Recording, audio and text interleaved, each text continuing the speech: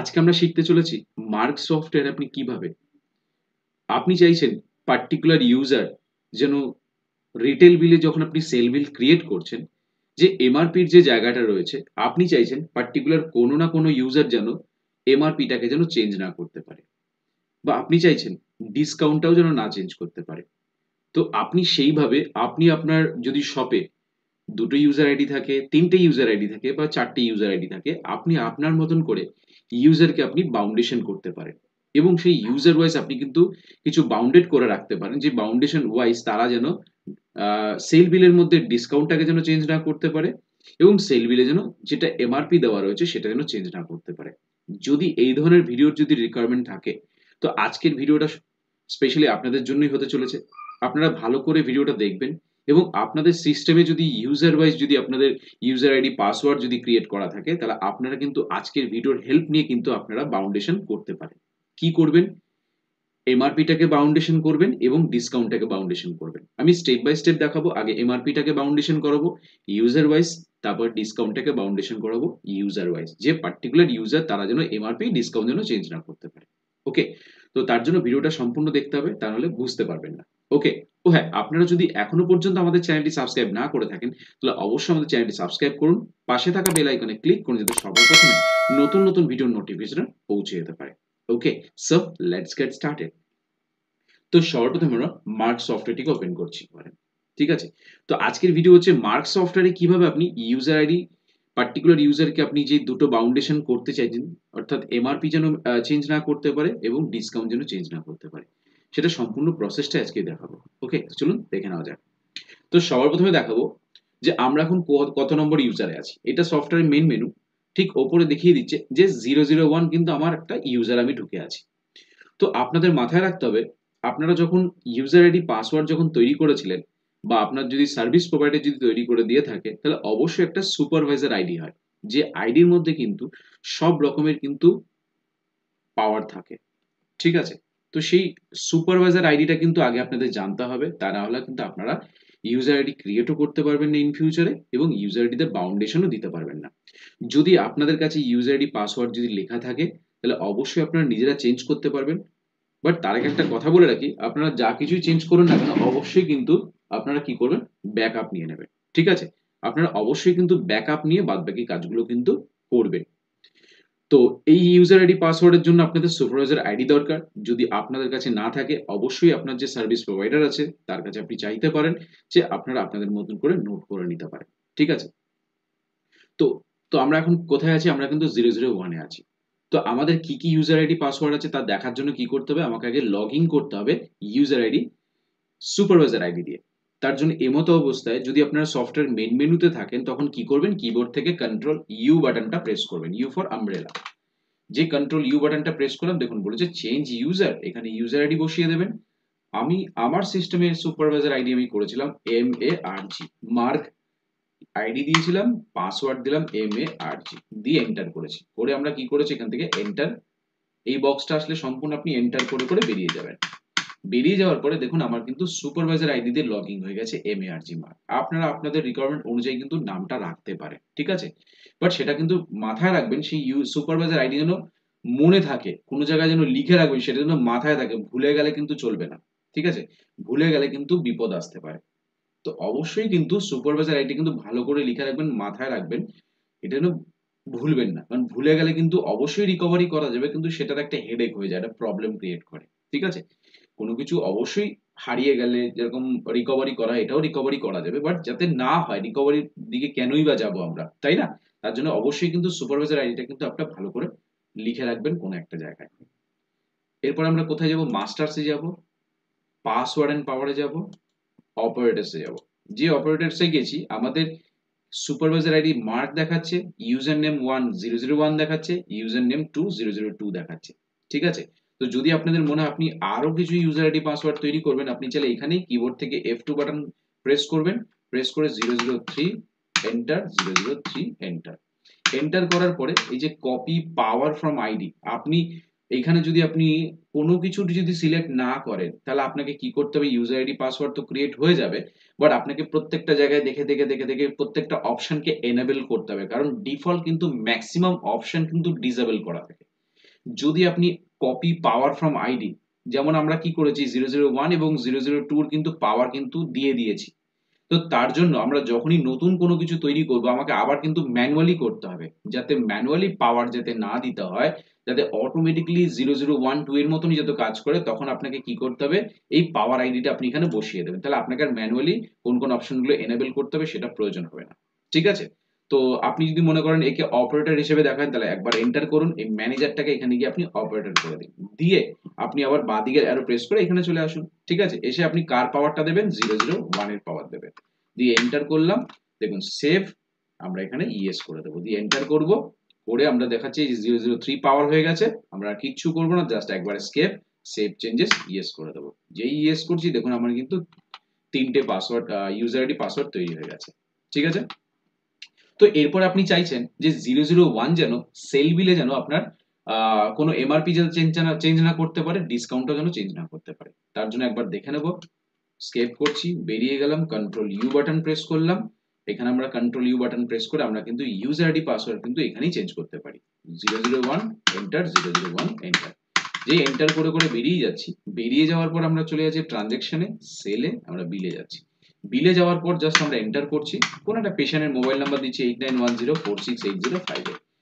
Enter করে করে আমরা কোথায় আসবো, আমরা জাস্ট এখানে এসে যে কোনো আমরা একটা আইটেম নিচ্ছি, সাপোজ স্ক্যালপল 650 আমরা নিচ্ছি, 2 পাতা নিচ্ছি। এই যে এমআরপিটা আছে, আপনারা চাইছেন এমআরপিটা যেন ফিক্স থাকে, কোনো ইউজার যেন চেঞ্জ না করতে পারে, অনলি অ্যাডমিন যেন চেঞ্জ করতে পারে। ঠিক আছে?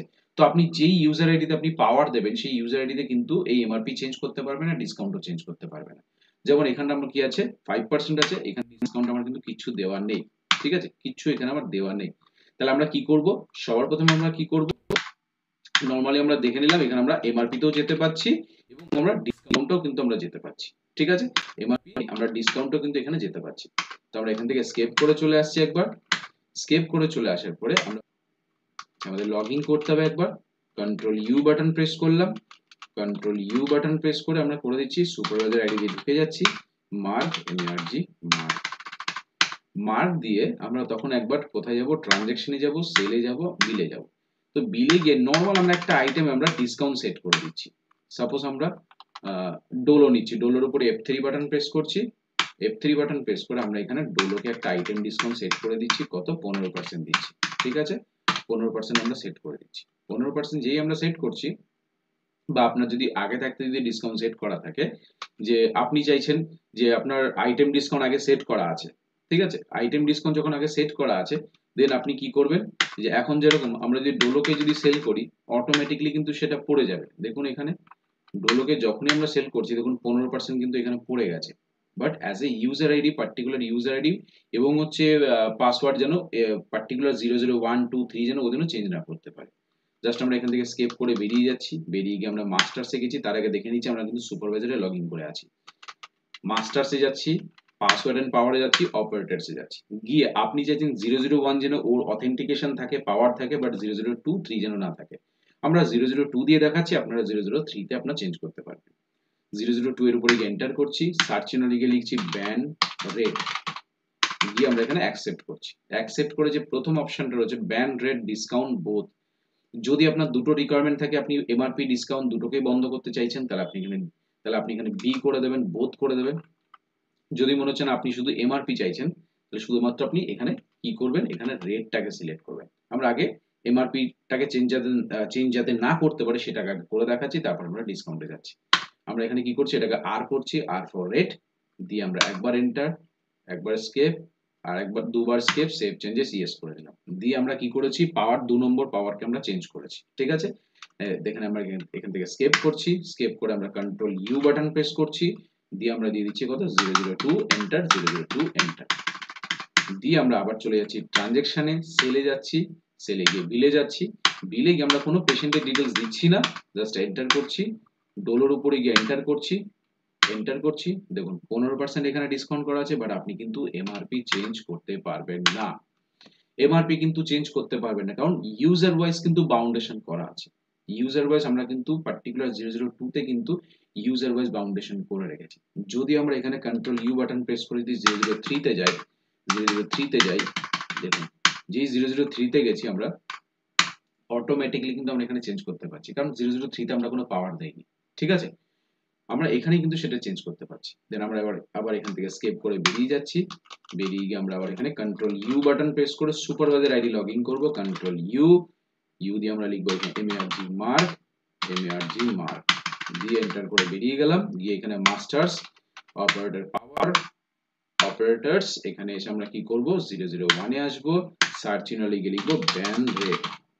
যে ব্যান্ড রেট লিখলাম, আমরা এখানে চাইছি যে এমআরপি ডিসকাউন্ট দুটোই যেন চেঞ্জ না করতে হয়, তখন আমরা বোথ করব।